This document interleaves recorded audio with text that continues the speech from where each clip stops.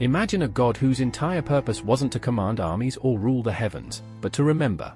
To hold within his divine mind every word ever spoken, every law ever written, every name of every star in the night sky.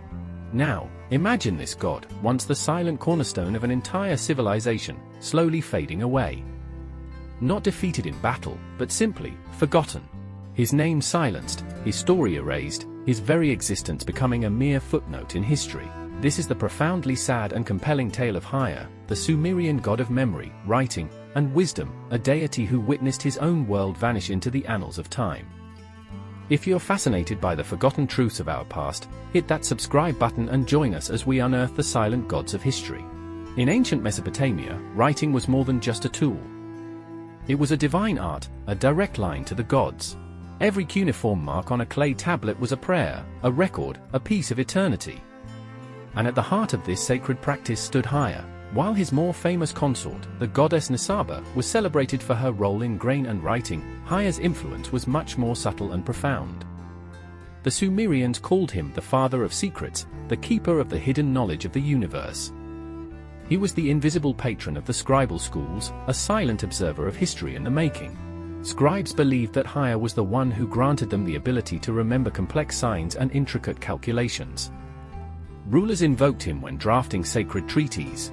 Priests sought his favor when chronicling the destinies of kings. It was Haya who was believed to know the future because he held the entire past, perfectly preserved in his mind. Unlike gods of war or fertility, Haya's power was not in creation, but in preservation. He was the divine archivist, the living library of an empire. But as the centuries turned and empires rose and fell, something changed. The practice of writing became more commonplace. The magic began to fade. The sacred role of the scribe, once a direct link to the divine, became a profession.